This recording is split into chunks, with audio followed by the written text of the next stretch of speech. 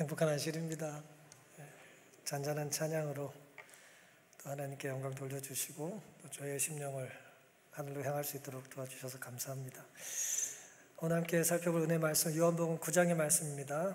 제가 먼저 봉독하겠습니다. 요한복음 9장 25절입니다. 대답하되 그가 죄인인지 내가 알지 못하나 한 가지 아는 것은 내가 소경으로 있다가 지금 보는 그것이니이다. 오늘 본문의 주인공은 날 때부터 앞을 보지 못했던 사람이었습니다. 날 때부터 소경인 사람을 주님께서 만나시고 또 만져주시고 실로암이라는 못에 가서 씻으라는 말씀을 하셨고요. 그 결과 그가 이제 앞을 보게 됐어요.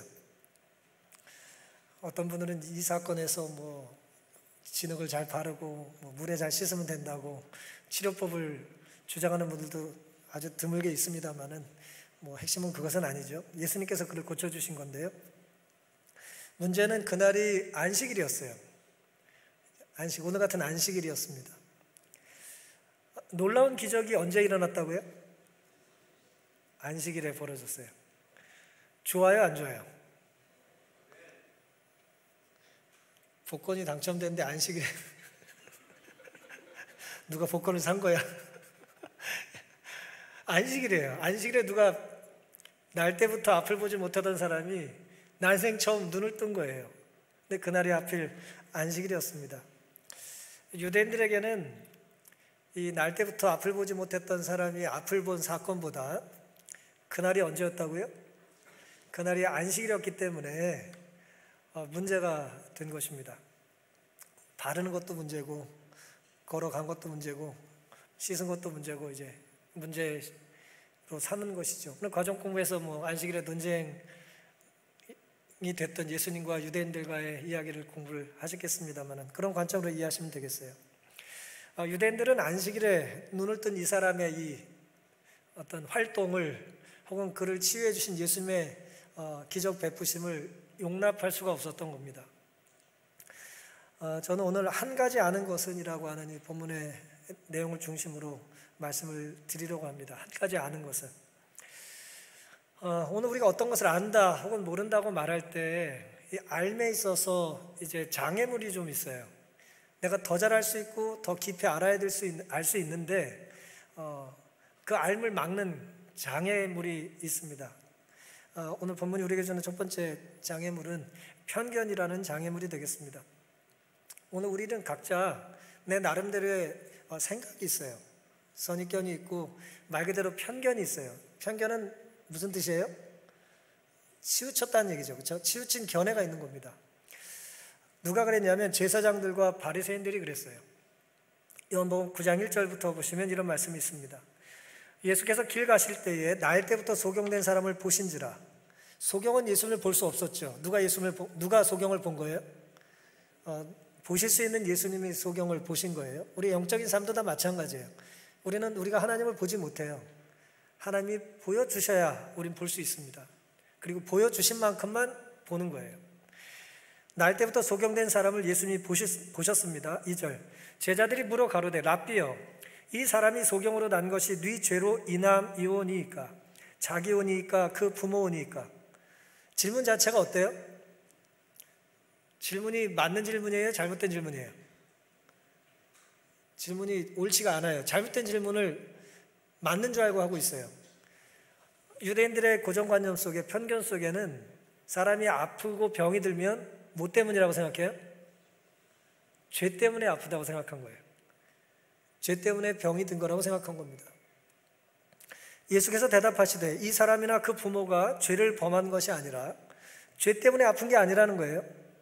그에게서 하나님이 하시는 일을 나타내고자 하심이니라.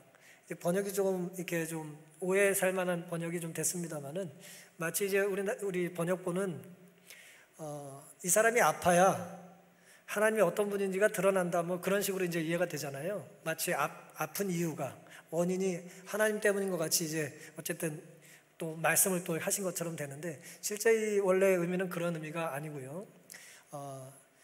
아픈 것 때문에 아픈 결과로 이제 하나님이 어떤 분인지가 드러나 알 수 있다라고 하는 거죠. 그러니까 그러니까 아프든 아프지 않든 하나님이 어떤 분인지 우리 삶에 개입하십니까? 이제 그런 뜻이에요. 원인이 아니라 이제 결과로 이제 문장을 해석하시는 것이 맞는 거죠. 문법적으로도 그렇게 맞고 문맥도 그렇게 맞는 것입니다. 그에게 하나님이 어떤 분인지가 결국은 드러나요. 이 사람만이 아니라 모든 삶이 그렇습니다. 날 때부터 앞을 보든 못 보든, 머리가 좋든 나쁘든, 부자든 부자가 아니든 결국 그 삶에 누가 나타나요? 결국 하나님은 나타나시게 돼 있어요. 이제 그런 관점으로 예수님이 말씀을 하신 것입니다.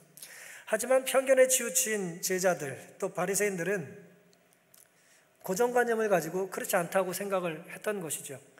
죄는 현세에서 형벌을 받는다고 유대인들은 일반적으로 믿고 있었다 그랬어요. 이런 명제, 죄는 현세에서 벌을 받는다라고 하는 강한 확신은 사람을 죄짓게 할까요? 죄를 짓는데 머뭇거리게 할까요? 아유, 내 인생 망했는데 죄나 짓자 그러겠어요? 그렇지 않겠죠. 죄를 짓지 않게 할 겁니다. 죄를 막을 거예요. 그리고 죄를 졌다면 뭐 할까요? 죄를 안 진 것처럼 하겠죠. 가장하게 만들고 연기하게 만들 거고 거짓말을 하게 되겠죠. 일반적으로 그랬다는 거예요. 죄는 현세에서 형벌을 받는다고 유대인들은 일반적으로 믿고 있었다. 그러니까 죄의 경중에 따라서 질병의 경중도 결정나는 거죠. 오랫동안 깊이 아프면 뭐예요? 죄가 큰 거고요. 가볍게 아프면 뭐예요? 경미하게 죄를 진 거라고 이제 생각을 했다는 것입니다. 모든 고통은 고통당하는 본인이나 그의 부모의 어떤 잘못에 대한 형벌이라고 생각되어졌다. 모든 고통은 하나님의 율법에 대한 범법에서 초래되는 것이 사실이지만 이 진리는 곡해되어 왔었다. 그러니까 모든 고통의 시작은 뭐 때문인 거예요? 죄 때문에 온 건 맞죠? 그렇죠? 루스벨이 하늘에서 죄를 졌고 이 땅에 인간을 유혹해서 인간이 범죄함으로 이 땅에 고통이 온 건 맞으니까 본질적으로 죄 때문에 고통이 온 건 맞지만 이건 왜곡됐다는 거예요. 사탄에 의해서 왜곡됐다는 거예요. 죄와 죄의 모든 결과의 장본인인 사탄은, 죄를 먼저 짓고 죄를 짓게 만든 장본인인 사탄은 사람들로 하여금 질병과 죽음은 죄 때문에 당하는 독단적인 형벌로서 하나님에게서 오는 것으로 생각하게 하였다. 마치 누가 벌을 주는 것처럼요. 마치 하나님이 벌을 준 것처럼 내가 죄를 져서 그렇게 이제 생각하게 만들었다는 거예요. 그래서 큰 고통 혹은 큰 재난에 빠진 자들은 큰 죄인으로 간주되는 짐을 더 얹어졌었다. 이중의 짐을 진 거예요. 아파서도 힘들고 뭐 때문에 힘들어요? 그게 무슨 죄인지를 내가 방어해야 되기 때문에 힘든 거예요. 난 그 죄를 진 적이 없는데 눈이 아프면 뭐예요? 뭘 보지 못할 걸 본 거야. 배가 아프면 뭐예요? 뭘 또 먹지 말아야 될 걸 잔뜩 먹은 거야. 그런 거예요. 머리가 아프면 무슨 또 안 좋은 생각을 해가지고 이렇게 머리가 또 아픈 거야. 그렇게 이제 끊임없이 원인과 결과로서 죄와 질병을 설명했기 때문에 사람들은 이중으로 고통을 겪은 거예요. 아픈 것도 힘든데 말이에요. 그 힘든 사람에게 죄라고 하는 올무를 씌웠기 때문에 더더욱 괴로웠던 것이죠. 이런 생각으로 병든 자는 죄인이었고 큰 병은 큰 죄인이라는 편견이 있었던 것입니다. 아픈 것도 힘든데 아픈 것을 숨겨야 하는 것은 정말 큰 고역이겠죠. 아픈 티를 내면 돼야 안 돼요? 아파 죽겠는데 이제 아픈 티 내면 더 힘들어. 안 아픈 척 하다가 더 아파. 안 아픈 척하고 일하다가 막 더 아프고 막 그래요. 이제 그런 상황이었다는 것입니다. 주님은 제자들에게 고통의 원인을 설명하는 대신에 고통의 결과로 어떤 형태로든지 고통의 결과로 결국 이제 하나님이 어떤 분인지를 우리가 경험할 수 있다는 말씀을 하신 것입니다. 요한복음 9장 16절입니다. 바리새인 중에 혹은 말하되, 이 제자들의 편견 못지않게 바리새인들 역시 비슷한 편견을 갖고 있었어요. 혹은 말하되 이 사람이 안식일을 지키지 아니하니 하나님께로서 온 자가 아니라 하며, 혹은 말하되 죄인으로서 어떻게 이러한 표적을 행하겠느냐 하여 피차 쟁론이 되었다 그랬습니다. 제자들은 날 때부터 죄인인 이 소경인 이 사람이 그 사람 죄인인지 부모의 죄인지 물었잖아요. 그 사람 죄라면 도대체 태어나기 전에 엄마 뱃속에서 무슨 죄로 그렇게 졌다는 거예요? 그러니까 어쨌든 유대인들은 그렇게 생각한 겁니다. 근데 예수님은 그것이 아니라고 말했죠. 근데 바리새인들은 그것을 보고 어떻게 생각해요? 안식일에 이 사람이 병 고침을 당했어요. 예수님이 그를 고쳐줬어요. 그는 실로암 물까지 시커 걸어갔어요. 안식일에 너무 많이 걸었어. 예? 많이 걸으면 안 되는데. 그러니까 안식일에 이 사람이 병 고침을 났으니까 이 사람은 잘못됐다고 말하는 입장도 있고, 무슨 소리냐, 병이 고침받은 것을 봐서는 어떻게 죄인이 그를 고쳐줄 수 있겠냐라는 이제 파가 나눠졌다는 거예요. 죄 때문에 아프다는 생각도 잘못이지만 안식일엔 병자를 고치면 안 된다는 생각도 잘못입니까? 안식일에는 아프다가 나면 안 돼요? 해가 지고 첫날에 시작할 때 나야 됩니까? 물론 나피드는 그렇게 가르쳤어요. 만성질환은 치료 행위를 하지 않고 응급처치만 이제 안식일에 하게 했거든요. 굳이 왜 안식일에 그 병자를 고치자는 거예요? 오랫동안 아픈 사람을 월요일 날 가고 화요일 날 가도 되는데 말이에요. 이제 그렇게 가르쳤던 겁니다. 제자들은 누가 죄를 지었느냐 혹은 안 지었느냐에 대하여 논의할 것이 아니라 소경의 눈을 밝게 하시는 가운데 나타난 하나님의 능력과 은혜를 깨닫도록 요청을 받았다. 왜 아픈지, 죄가 뭔지에 관심 갖지 말고요, 그 아픈 사람이 회복된 것에 그 일에 나타난 하나님의 능력과 은혜가 얼마나 큰지를 깨달아야 되지 않겠습니까? 근데 관심이 거기에 있지 않은 거예요. 진흙이나 소경이 씻기 위하여 갔던 못에 치료의 능력이 있었던 것이 아니라 누구 안에 치료의 능력이 있다고요? 그리스도 안에. 그럼 그리스도 안에 치유의 능력이 있고 안식일의 주인이 인자라면 예수님의 안식일에 병자를 고치신 것에 대하여 예수님께서 잘못하신 것이 아니잖아요. 오히려 안식일이니 뭐 해야 돼요? 그 아픈 사람이 빨리 나아야 되지 않겠습니까? 안식일이니 해질 때까지 기다려가 아니라 배고픈 사람에게 밥을 더 줘야 되지 않겠어요? 근데 유대인들은 이 고정관념과 편견에 갇혀서 더 깊은 것을 보지 못했다는 거예요. 본 말이 있는데 중요한 걸 보지 못했다는 거예요. 정말 중요한 걸 보지 못하고 놓치고 나니까 덜 중요한 걸 가지고 중요한 것을 내쫓게 됐다는 것입니다. 본말이 전도가 된 거예요. 바리새인들은 이미 잘 알고 있다는 교만으로 더 깊은 알매기를 스스로 이제 막아버립니다. 9장 26절입니다. 저희가 가로되 그 사람이 네게 무엇을 하였느냐, 어떻게 내 눈을 뜨게 하였느냐, 대답하되 내가 이미 일렀어도 듣지 아니하고 어찌하여 다시 듣고자 하나이까? 당신들도 그 제자가 되려 하나이까? 저희가 욕하여 가로되 너는 그의 제자나 우리는 모세의 제자라 라고 이제 대답을 합니다. 죄인이라는 것은 말이에요, 누구나 다 뭐가 있다는 거예요? 편견이 있다는 거예요. 우리가 다 죄인입니까? 죄인이 아닌 것처럼 앉아 계셔도 우리가 다 죄인이잖아요. 우리가 다 죄인인가요? 그렇다면 우리에겐 뭐가 있다? 우리에겐 편견이 있어요. 죄인이라는 말이랑 편견이 있다는 말은 어떤 면에서 같은 말일 수 있습니다.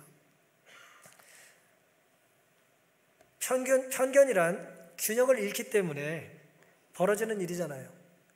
누구라도 주님을 마음에서 놓치면 예수의 시선으로 보지 못하고 삐딱하게 보게 되겠죠. 그럼 삐딱하게 보면 제대로 보이겠어요? 안 보이겠어요? 삐딱하게 보는데 어떻게 제대로 보이겠어요? 제대로 보지 않고 제 눈을 뜨고 삐딱하게 보는데 말이에요. 옆으로 걸으면서 제대로 걷고 있다고 믿는다고 제대로 걷는 건 아니잖아요.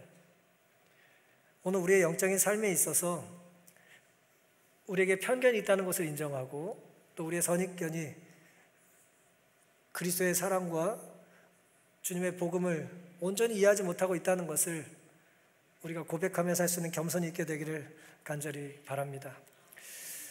온전한 이해에 방해가 되는 이제 두 번째 모습은 뭐냐면 내 안에 교만과 불신이 있다는 거예요. 끊임없이 믿을 만한 사건에 그래도 이건 아니야 라고 하면서 계속해서 이제 불신을 이제 스스로 고집을 하는 것입니다. 바리새인과 날 때부터 소경되었던 부모의 모습이 그랬습니다. 19절에 보면요, 이는 너희 말에 소경으로 났다 하는 너희 아들이냐. 이 사람이 어른인데 날 때부터 소경돼서 보지 않다가 이제 눈을 뜨게 됐겠죠. 눈을 뜨면 사람의 인상이 바뀔까요, 안 바뀔까요? 당연히 바뀌지. 안경만 써도 인상이 바뀌는데 눈을 감고 있던 사람이 눈을 뜨니까 눈을 뜬 거 처음 본 거잖아요. 이 사람이 그러니까 같은 사람인데 다른 것처럼 이제 헷갈린 거예요. 지금 계속 확인하는 거예요. 네가 그 사람 맞아? 계속해서 확인을 하는 것입니다. 이는 너희 말에 소경으로 났다는 너희 아들이냐? 또 부모에게 가서 묻는 거예요. 이 사람이 맞다니까 부모에게 가서 또 묻는 거예요. 당신들 아들 맞습니까? 그러면 지금은 어떻게 되어 보느냐? 그 부모가 대답하여 가로되 이가 우리 아들인 것과 소경으로 난 것을 아나이다. 우리가 난 아들이고 원래 소경으로 태어났다는 걸 안다는 거예요. 그러나 지금 어떻게 되어 보는지 또는 누가 그 눈을 뜨게 하였는지 우리는 알지 못하나이다. 저에게 물어보소서. 저가 장성하였으니 자기 일을 말하리이다. 아들이 회복되는 순간 부모가 그 곁에 계셨던 것 같지는 않아요. 하지만 어떤 과정으로 아들이 보게 됐는지를 부모가 알을까요, 모를까요? 문맥을 보면 알아요. 왜 아냐? 알기 때문에 이렇게 대답을 한 거예요. 사실대로 얘기하는 게 두렵기 때문에 아들에게 직접 물어보시는 게 좋겠다고 이제 회피하는 것이죠. 그 부모가 이렇게 말한 것은 22절, 이미 유대인들이 누구든지 예수를 그리스도로 시인하는 자는 어떻게 해요? 출교하기로 결의하였으므로 저희를 무서워함이러라. 이러므로 그 부모가 말하기를 저가 장성하였으니 저에게 물어보소서 하였더라. 부모는 지금 유대인들이 두려운 거예요. 이 바리새인들이 무서운 거예요. 사실대로 말했다가는 어떻게 돼요? 쫓겨나게 된 거예요. 유대 공동체에서 할 수가 없게 된 것입니다. 날 때부터 소경인 자가 눈을 뜬 것을 보고 유대인들은 그 사람 말은 못 믿겠고, 정확히 말하면 믿기 싫고 다시 한번 부모에게 찾아가 묻습니다. 부모에게 물으면 이 내용이 바뀌나요? 똑같은 사건을 다른 사람에게 물으면 내용이 바뀌어요? 아니, 날 때부터 소경된 사람이 여차여차해서 눈을 뜨게 됐어요. 그 사람이 그렇게 얘기했으면 말을 믿으면 되고 이해하면 되는데 그건 믿을 수가 없고 믿기 싫고 이제 누구한테 물어요? 부모에게 가서 묻습니다. 그 심보가 뭐예요? 그들은 사실을 듣기를 원했던 것이 아니에요. 그냥 보고 싶은 것만 보는 거예요. 믿기 싫은 건 안 믿는 거예요. 무슨 일이 벌어져도 믿기 싫으면 안 믿는 거예요. 믿지 않으려는 사람을 믿게 하는 것은 좀 과장하게 해서 말하면 불가능해요. 거의 불가능합니다. 믿지 않겠다는 사람을 믿게 하는 건 거의 불가능해요. 믿는다는 것은 강력한 의지가 동반되는 것이고 내 의지가 하나님 앞에 굴복될 때 나타나는 일인데 내가 하나님 앞에 굴복되지 않고 또 믿고 싶은 마음이 없을 때 어떻게 그를 믿게 하겠어요? 물론 이럴 수는 있어요. 믿고 싶은데 잘 안 믿어질 때가 있어요. 그럼 성경은 뭐라고 말합니까? 내가 믿나이다. 나의 믿음 없는 걸 도와달라고 기도드릴 수는 있죠. 내가 믿고 싶습니다. 하지만 잘 믿어지지 않습니다. 라고 고백할 수는 있죠. 하지만 믿지 않으려는 사람은 기도할까요? 기도하지 않을까요? 기도하지 않죠. 하나님을 믿을 마음이 없는데 하나님께 기도할 리가 없잖아요. 그러니 응답을 받을 일이 없고 그 불신은 계속해서 고착화되겠죠. 세 가지 질문을 해요. 유대인들이 부모에게 너의 아들이냐? 소경으로 난 게 맞냐? 그런데 지금 어떻게 보느냐? 라고 묻는 거예요. 앞에 두 질문은 할만해요. 아들이냐? 날 때부터 안 못 봤냐? 질문할 만하죠. 하지만 어떻게 보냐는 질문을 이 사람한테 왜 합니까? 당사자한테 해야죠. 우리도 이럴 때가 참 많아요. 대답할 자격이 없는 사람에게 엉뚱하게 질문을 하고 그 사람 말을 듣고 내가 듣고 싶은 말만 듣고 가버리는 거예요. 소경의 부모는 출교가 두려워서 진실을 말할 기회를 사실은 회피합니다. 권세 있는 자들에 대해 모욕적인 발언을 하는 것과 같은 잘못에 대해 부과되는 30일간의 추방을 언급한 내용일 수 있다고 본교주석은 얘기를 해요. 권세 있는 사람을 기분 나쁘게 하면 30일 동안 추방을 당해야 돼요. 그러니까 그게 두려운 것입니다. 누군가의 아픔과 치유에 대한 공감은 없고요. 자기 신념과 안위에 집착하는 이들이 있는 것입니다. 평생 앞을 보지 못하던 자가 눈을 떴음에도 바리새인들은 전혀 다른 이유로 놀라요. 아니, 그 사람이 안무보다 보면 기쁨으로 놀라야 되는 거 아니에요? 어떻게 이런 일이 벌어졌습니까?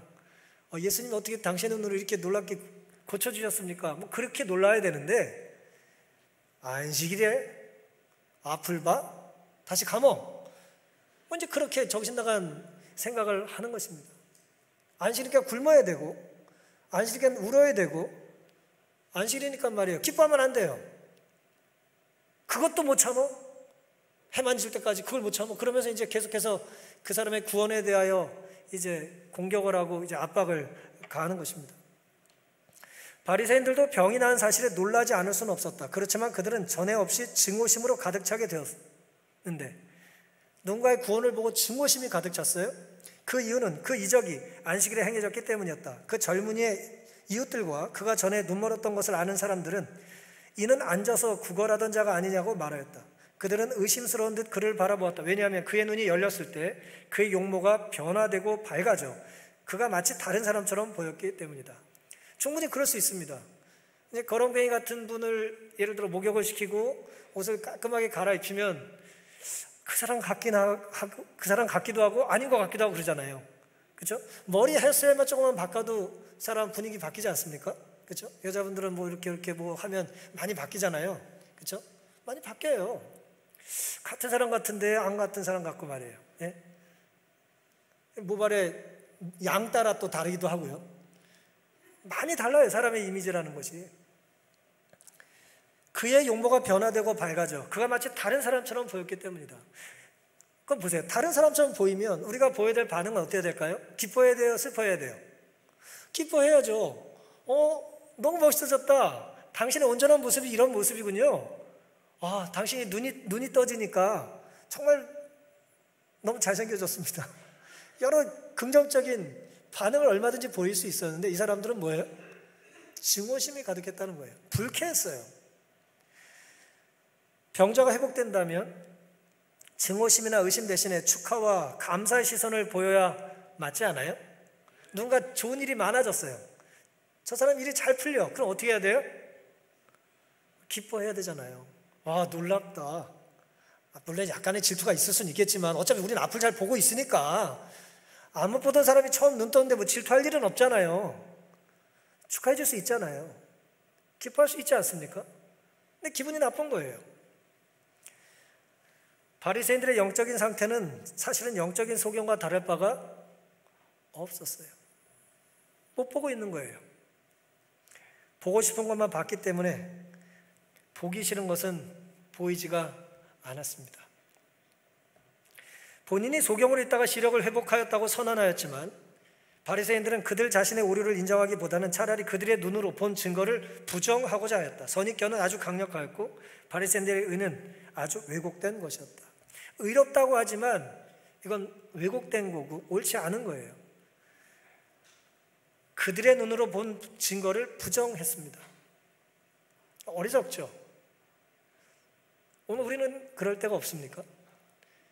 하나님께서 역사하시고 성령께서 베푸셔서 감동, 감화를 일으키셔서 누군가의 삶이 변하고 누군가의 태도가 바뀌고 누군가의 모습이 아름답게 정말 하나님 보시기에 아름답고 사람들에게 기쁨을 줄 수 있는 그런 반응이 있는데 기분이 나빠요. 누군가 하나님을 만나서 복을 받은 걸 보면 뭐예요? 그건 아닌 것 같은데, 열심히 노력을 안 한 것 같은데 저렇게 공으로 이렇게 복을 받아도 되나? 뭐 그럴 때가 있는 것입니다. 그럼 난 뭐야? 열심히 산 건? 그런 생각을 하는 것이죠. 죄인은 누구나 자신의 과오가 드러나면 인정하기보다는 부정을 합니다. 내가 잘못 보고 내가 잘못 알았으면 회개하고 또 무릎 꿇으면 되는데 일단 부정하는 거예요. 그건 아닌 거예요. 예수님도 아닌 거예요. 예수님 그러시면 안 됩니다. 예수님한테도 이제 훈수를 두는 겁니다. 밝혀질 때까지 끊임없이 거짓말을 합니다. 율법을 지키기 위해서 사람의 생명을 유린해요. 율법을 지킨다고 하면서 사람을 죽이는 거예요. 어리석은 거죠. 힘으로 겁박하는 바리새인도 문제고요. 그 힘이 두려워 진리를 선포할 기회를 놓친 부모도 얼마나 안타깝습니까? 세상에 찌든 부모는요, 세상의 원리를 좀 알아요. 저 사람들 기분 나쁘게 하면 내가 얼마나 힘든지를 알기 때문에 진리보다는 내가 입을 다물므로 좀 더 유리해질 수 있는 것을 선택해요. 하지만 만약 부모가 날 때부터 소경이었던 이 사람의 부모님들이 아들을 고치신 분이 예수님이라고 하는, 예수님은 우리 아들의 구주가 되신다라고 하는 것을 고백했다면 좋았을까요? 어떻게 보면 일생일대의 신앙을 고백할 수 있는 기회를 부모님은 사실은 날린 거예요. 우리 아들의 눈을 고쳐준 예수님이 우리 아들의 구세주뿐 아니라 우리의 구세주입니다라고 하는 고백을 할 수 있는 기회를 두려움에 또 협박에 무서워 이제 날려버린 것이죠. 우리는 어떻습니까? 너무 두려워서, 너무 무서워서 때로 시간이 조금만 지나면 후회할 만한 선택을 하며 살 때는 없는지 돌아볼 수 있는 이 시간 되기를 간절히 바랍니다. 이제 오늘 본문이 우리에게 주는 매우 중요한 교훈이 하나 있는데, 그것은 뭐냐면 바로 이제 편견과 또 불신을 넘어서, 교만을 넘어서 우리의 앓음을 부인할 수 없는 한 가지 사실은 개인적인 은밀한 경험과 관계된 것이다 라고 하는 거예요. 내가 체험한 것, 내가 직접 경험한 것은 뭐 할 수 없어요? 그건 부인할 수가 없는 거예요. 부인할 수 없는 한 가지 앓음이 있다면 그것은 내가 직접 경험한 것입니다.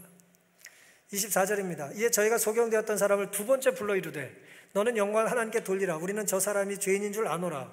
대답하되 그가 죄인인지 내가 알지 못하나 한 가지 아는 것은 내가 소경을 있다가 지금 보는 그것이니이다. 저희가 가로되 그 사람이 너에게 무엇을 하였느냐? 어떻게 너의 눈을 뜨게 하였느냐?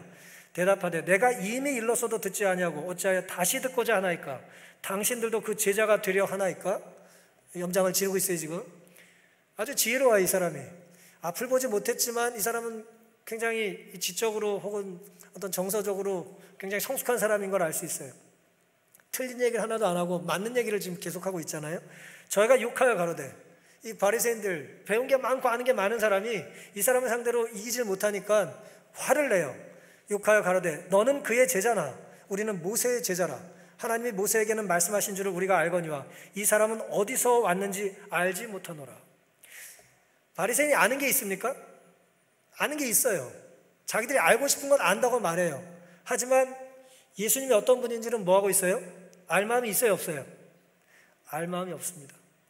알 마음이 없으면 알 수가 없습니다. 믿을 마음이 없으면 믿어지지가 않아요. 대신 잘 믿지 못할 때 우리가 말씀드린 것처럼 믿음의 대상인 하나님께 믿음을 갖게 해달라고 기도를 드릴 수 있겠죠. 지금껏 우리는 얼마나 많은 이야기와 설교와 강연을 듣고 책을 읽었습니까? 우리 안에 앓음이 있어요. 각자가 앓음이 있습니다. 많은 앓음이 있어요. 그 많은 암들, 이야기, 설교, 강연, 책들 말이에요. 그것은 내 앓음이에요? 다른 사람의 앓음이에요? 다른 사람의 앓음이잖아요. 1000년 전이든 2000년 전이든 그 사람이 남긴 글들을 읽으면 그 사람이 얼마나 많은 걸 아는지를 내가 아는 거죠. 그 사람의 앓음이지 내 앓음은 아니잖아요. 간접적인 지식이잖아요. 소중한 양식이 될 수는 있습니다만은 직접 내가 경험한 것처럼 강력하진 않겠죠. 그렇죠? 지금 여기서의 이제 교훈은 그겁니다. 앓음이 많다고 하는 사람은 지금 예수님을 모르고요. 예수님 때문에 눈을 뜬 이 사람은 지금 예수님을 안다고 고백해요. 한 가지 아는 것은 이라고 말하면 예수님이 어떤 분인지 고백했다는 거예요. 날 때부터 소경이었던 주인공은 상상이 아니라 실제로 예수님을 보고 예수님의 음성을 듣고 예수님을 체험한 것입니다. 그래서 2번이 아니라 100번을 물어도 이 사람은 자신의 경험을 뭐 할 수 없어요? 부인할 필요를 느끼지 않아요. 내 눈을 뜨게 한 분이 이분이라는 걸 그는 거짓말할 이유가 없어요. 좀 투박하게 말하면 이제 배는 게 없어요. 무서운 게 없어요. 내 눈을 뜨게 한 분이 예수님이라는 걸 고백함으로 이 유대 공동체에서 출결당해도 이 사람에겐 두려울 게 없어요. 이제 앞을 보는데 뭐가 무섭습니까? 전에는 보질 못해 구걸하고 사니 그랬지만 이제는 앞을 보는데 말이에요. 그분이 나를 고쳐줬다는 걸 고백하는 게 두렵지 않은 거예요. 직접 경험했기 때문이죠.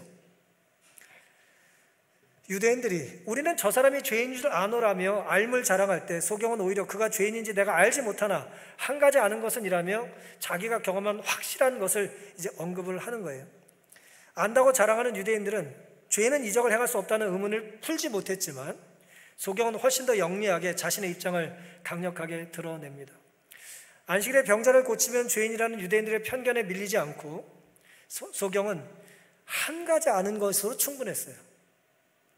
오늘 우리도 많은 것을 알 필요가 없을지 모르겠어요. 예수님이 어떤 분인지 내 경험을 통하여, 말씀을 통하여, 또 순종을 통하여 경험할 수 있게 되는 우리가 되기를 간절히 바랍니다. 자기 체험이라고 하는 가장 명백한 증거 위에 이 소경은 자기의 신앙의 기초를 놓았던 거예요. 소경되었던 사람은 기쁨과 감사로 충만하였다. 그는 자연의 경이로운 사물을 바라보았으며 하늘과 땅의 아름다움을 볼 때 기쁨이 충만했다. 처음으로 세상을 본 거예요. 기쁠까요? 처음으로 옆 사람을 본 거예요. 맨날 얼굴을 만지다가 손으로. 여러분 옆에 있는 분 보시고 기뻐하셔야 됩니다. 감사해야 돼요. 이 사람은 정말 처음으로 눈을 뜨고 감사로 충만했어요. 그는 거리낌 없이 자기 경험을 말했는데 바리새인들은 많은 말로 그를 혼란하게 하여 그로 하여금 스스로 속은 줄로 생각하도록 하려고 했습니다.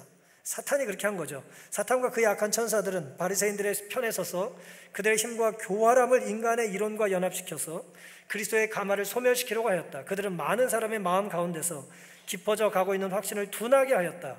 하나님의 천사들도 시력이 회복된 사람에게 힘을 주려고 그 장소에 와 있었다. 두 영적인 존재가 있었다는 거예요. 사탄이 있었고 누가 있었어요? 천사가 있었어요. 오늘 우리의 삶 속에 두 영적인 존재가 함께 한다는 것을 우리는 믿어야 합니다. 악한 천사는 뭐 할까요? 하나님으로부터 우리를 분리하기 위해서 길을 쓸 거고, 하나님 보낸 천사는 우리를 하나님과 연결시키기 위해서 애를 쓰겠죠. 누구 힘이 더 셀까요? 누구 힘이 더 셀까요? 당연히 하나님의 천사의 힘이 세겠죠. 하지만 누구 힘을 내가 경험하고 살까요? 내가 힘주는 쪽, 내가 바라보는 쪽에 영적인 존재가 힘을 발휘하지 않겠습니까? 오늘 우리의 삶 속에 사탄과 악한 천사가 아무리 우리 삶에 가득하다 할지라도 하나님의 천사들이 주기를 원하는 기쁨과 감사함을 우리가 받기로 선택할 수 있게 되기를 간절히 바랍니다. 우리는 늘 선과 안에 악의 대쟁투가 벌어지는 현장에서 살아가요. 교회에서, 직장에서, 많은 경우 가정에서, 아이들은 학교에서, 또 책상에서 얼마나 많은 선과 악의 대쟁투가 우리의 삶에서 일어나는지 우리는 알 수 있습니다. 선은 기쁨과 감사를, 하나님께 대한 경외감이 충만하게 하는 것에 반해서 악은 힘과 교활함을 무기로 거룩한 가마를 소멸하려고 애를 쓰는 것입니다. 주님은 소경이었던 사람이 쫓겨난 것을 아시고 그에게 다가가셔요. 이제 출교당하는 걸 아시고 주님이 그를 찾아가십니다. 2번 찾아가시는 거예요. 앞을 보지 못할 때 찾아가시고 눈을 뜨고 예수님을 구주로 고백해서 쫓겨나게 된 그 사람을 다시 찾아가십니다. 35절입니다. 예수께서 저희가 그 사람을 쫓아냈다는 말을 들으셨더니 그를 만나서 가라사대 네가 인자를 믿느냐? 대답하여 가로되 주여 그가 누구시오니이까? 내가 믿고자 하나이다. 놀라운 고백을 해요. 누군지 모르지만 뭐 하고 싶다는 거예요? 그분이라면 내가 믿겠다는 거예요. 예수께서 가라사대 내가 그를 보았거니와 지금 너와 말하는 자가 그이니라. 고쳐준 사람이 나라 이거예요. 가로되 주여 내가 믿나이다 하고 절하는지라. 사랑하는 성도 여러분, 영적인 면에서 우리도 때로 들리지 않고 보지 못하고 느끼지 못할 때가 얼마나 많아요. 누군가는 감사와 은혜가 충만하다고 하며 사는데 내 삶에는 늘 그것이 결핍되어 있고 목이 마르죠. 느껴지지 않는 거예요. 왜 내 눈엔 안 보이냐고 우리가 기도할 때가 왜 없습니까? 하지만 오늘 본문의 주인공처럼 예수님께서는 그런 우리의 삶에 다가오시고 내가 너의 구주가 되기를 원하냐고 물으시는 거예요. 이전에 우리가 구원받았던 경험을 다시 기억함으로 부인할 수 없는 그 한 가지 기억을 가지고 주님을 내 삶의 구주 다시 한번 고백할 수 있게 되기를 간절히 바랍니다. 유대 공동체에서 쫓겨났지만 주님의 자녀가 됨으로 이 사람은 전화위 복을 경험해요. 예수님의 자녀로 살아가는 것이 유대 공동체 일원으로 살아가는 것보다 더 낫나요? 더 난 거죠. 우리가 오늘 예수님을 택하고 예수님을 선택한다는 것은 그 한 가지 때문에 다른 모든 것들을 버려도 손해보는 것이 아니라고 하는 결단이자 고백이라는 것을 기억하게 되시기를 간절히 바랍니다. 39절입니다. 예수께서 가라사대 내가 심판하러 이 세상에 왔으니 보지 못하는 자들은 보게 하고 보는 자들은 소경되게 하려 함이라 하시니 바리새인 중에 예수와 함께 있던 자들이 이 말씀을 듣고 가로되 우리도 소경인가? 라고 이제 아주 불쾌한 질문을 합니다. 예수께서 가라사대 너희가 소경되었다면 죄가 없으려니와 본다고 하니 너희 죄가 그저 있느니라. 공동 번역에는 이렇게 번역했어요. 우리들도 눈이 멀었단 말이요? 당신 말은 우리가 앞을 보지 못하는 소경이라는 얘기입니까? 라고 이제 아주 불쾌하게 질문을 하는 거죠. 본다고 하니 너희 죄가 그저 있는 자의 편에 서지 않게 되시기를 간절히 바랍니다. 안다고 하니 너희 죄가 그저 있는 자의 위치에도 있지 않게 되기를 간절히 바랍니다. 우리가 다 아는 것처럼, 다 보는 것처럼 말하는 건 곤란해요. 우린 이 소경처럼 말을 해야죠. 한 가지 아는 것, 내가 본 것, 그저 내가 아는 것, 주님이 알려주고 보여주신 것만 내가 안다는 그런 겸손한 고백이 우리에게 있게 되기를 간절히 바랍니다. 헬무트 하우바일이라고 하는 분이 예수님과 함께 일하는 나라고 하는 책을 썼는데 여기 중에 읽으신 분이 계실지 모르겠어요. 시조사에서 나온 책인데요. 예수님과 함께하는 나라고 하는 책에 보면 이런 재미있는 이야기가 아버지와 아들과 간의 대화로 나타나고 있습니다. 어느 믿음 좋은 아버지가요, 아들과 함께 바다를 여행하고 있었습니다. 하나님이 얼마나 우리를 사랑하시는지를 이 아들에게 알려주고 싶었어요. 그래서 아들에게 이렇게 말합니다. 바다에서, 얘야, 배 앞을 할 수 있는 대로 멀리까지 보고 그리고 나서 다음에는 뒤를 보거라 그랬어요. 배를 타고 가면서 앞을 보라는 거예요. 볼 수 있는 제일 먼 데를 보고 다시 뒤를 보라는 거예요. 그것이 하나님의 사랑의 길이야, 그렇게 말했어요. 참 좋은 아버지죠? 하나님의 사랑의 길이가 아주 길다는 거예요. 그리고 왼쪽과 오른편을 그렇게 보면서 똑같이 그것은 하나님의 사랑의 넓이야 라고 말했어요. 좌우를 보면서 하나님의 넓이는 또 그렇게 사랑의 넓이가 넓다는 거예요. 그리고 바다의 깊이를 생각해 보라고 말하면서 하나님 사랑의 깊이라고 이제 말을 했습니다. 얼마 후에 그 말을 들은 소년이 아버지에게 찾아와서 아주 기쁜 표정을 짓고 이렇게 말을 했어요. 아빠, 가장 좋은 게 뭔지 아세요? 좀 이런 아들이 있으면 좋겠어요. 하나님의 사랑을 얘기했더니 뭐 찾아와가지고 이렇게 다시 반응을 보이는 그런 부자간의 대화가 얼마나 아름답습니까?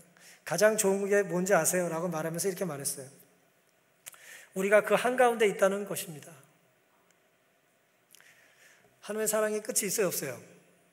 끝이 없죠. 길이, 넓이, 깊이 끝이 없잖아요. 근데 이 아이가 곰곰이 생각한 거예요. 하나님의 사랑이 얼마나 큰가를 생각하다가 그 가운데 누가 있어요? 내가 있다는 걸 깨달은 거예요.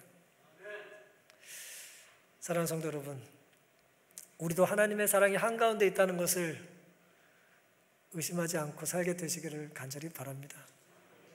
우리가 어떻게 느끼든, 때로 보이지 않든, 때로 잘 들리지 않든, 우리가 때로 느껴지지 않든 하나님의 사랑은 언제나 우리를 품고 안고 계시다는 겁니다. 제가 몇 주 이제 출장을 다녀오고 이렇게 시차 적응을 못 해가지고 계속 요즘 새벽 2시에서 2시 반쯤 눈을 떠요. 이제 이번 주는 좋아지지 않을까 기대하고 살고 있습니다. 아침에 눈을 뜨니까 할 일이 없잖아요. 그래가지고 뭐하고 뒤척이고 뭐 책도 보고 뭐 목회실 왔다 갔다 하다가 목요일 새벽에 제가 산에 갔었습니다. 해가 뜨기 전에 비가 많이 오던 날이었어요. 비가 옥수같이 쏟아지고 있는 날 할 일이 없어가지고 제가 새벽에 등산을 갔어요. 적어도 5시까지 내려와야 이제 새벽 예배를 드리니까 그 전에 갔다 와야 되니까 이제 빨리 산을 갔습니다. 장맛비는 계속 내리고 이제 정말 비가 많이 내렸어요. 앞이 보이는 게 하나도 없었어요. 브라시를 들고 산을 갔습니다. 간신히 올라갔다가 이제 하산을 하고 있었습니다. 근데 들고 왔던 플래시가 점점 빛이 약해지는 거예요. 안경에 물은 쌓이고 어두운데 비는 내리고 아주 그냥 정신이 하나도 없었습니다. 제가 수백 번을 가지 않았겠어요, 저 산을. 근데 그날 길을 잃었어요. 비가 많이 내리고 저희 집사람한테 야단 맞을까 봐 얘기를 안 했어요. 길을 잃었어요. 후레쉬는 약해지고 5시까지 내려놓아야 되고 앞은 보이지 않고 사람은 하나도 없고 누가 그날 비 오는 날 그 새벽에 산에 있겠어요. 3, 4시에. 그러다가 이제 가만히 생각해보니까 내가 후레쉬를 하나 더 챙겼어요. 그날따라 웬일로 하나를 더 챙기고 싶어가지고 헤드랜턴을 꺼내서 그게 조금 밝더라고요. 간신히 다시 올라와가지고 길을 찾아가지고 이제 내려왔습니다. 제가 지금 말씀드리고 싶은 건 뭐냐면 인간의 알미라는 게 이렇게 제한적이에요. 정말 수없이 올라갔던 길인데 앞이 안 보이니까 뭐예요? 길을 잃는 거예요. 저 얼마나 많이 다닌 길입니까? 안 보여요. 빛은 약하고 비는 많이 내리고 나무는 쓰러져 있고 번개 맞아가지고 막 보이지 않는 것입니다. 오늘 우리의 삶에 주님을 잃어버리면 빛 없이 어둠 속에서 감을 의지해서 길을 찾는 것과 같아요. 불가능해요. 근데 이 와중에 제가 무슨 생각을 했는지 아십니까? 길을 잃었다는 걸 내가 알았어. 대단하네. 길을 잃은 와중에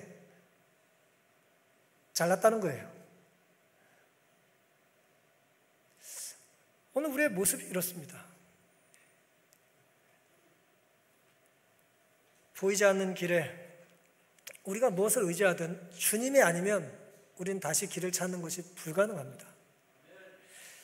요한일서 4장 16절입니다. 하나님이 우리를 사랑하시는 사랑을 우리가 알고 믿었노니 하나님은 사랑이시라. 사랑 안에 거하는 자는 하나님 안에 거하고 하나님도 그 안에 거하시느니라.